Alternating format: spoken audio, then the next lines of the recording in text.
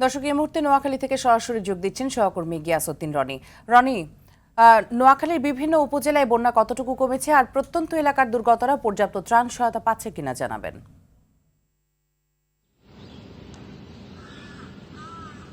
মিতু, আপনি যেমনটি জানাচ্ছিলেন, নোয়াখালীতে বন্যা দুর্গতরা ত্রাণ পাচ্ছে। তবে বন্যা দুর্গতরা জানিয়েছে যে সরকারি যে ত্রাণ পাচ্ছে তা কিন্তু অপতুল। আর এছাড়া বেসরকারিভাবে এবং বিভিন্ন স্বেচ্ছাসেবী সংগঠন যে ত্রাণ দিচ্ছে তাতে চলছে। এছাড়া বানবাসী মানুষগুলো অনেকটা খেয়ে না খেয়ে কাটাচ্ছে।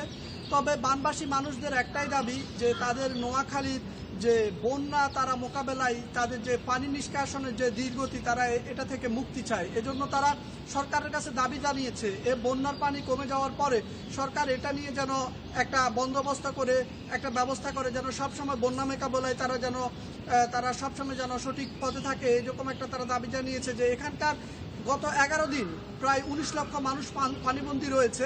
অন্যান্য জেলায় দেখা যাচ্ছে যে বন্যার পানি খুব বড় গতিতে কমলেও এখানকার কিন্তু খুব ধীর গতিতে বন্যার পানি কমছে। এজন্য মানুষের দুর্ভোগ কিন্তু ছেড়ে যাচ্ছে না।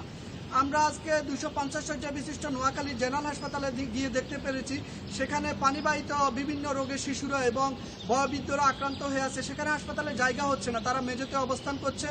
মানুষের কিন্তু বন্যার পানি কমার সাথে সাথে মানুষের কিন্তু দুর্ভোগও বেড়ে যাচ্ছে। আর নোয়াখালীর যে নির্মাঞ্চলীয় যে উপজেলাগুলো আছে সেগুলোতে কিন্তু অতি ভারী বর্ষণেও কিন্তু বৃষ্টির পানিতেও কিন্তু পানি জমে যায়। এজন্য যে বন্যার পানি সেটি কিন্তু একেবারেই ধীরগতিতে কমছে। অপরদিকে নোয়াখালীর মুসাপুর রেগুলেটর বন্যার পানিতে তলি যাওয়ার পর থেকে কিন্তু সেখানে কিন্তু ভাঙন শুরু হয়েছে। এ নিয়ে কিন্তু নোয়াখালীর কোম্পানিগঞ্জ উপজেলার মানুষের মধ্যে আতঙ্ক দেখা দিয়েছে।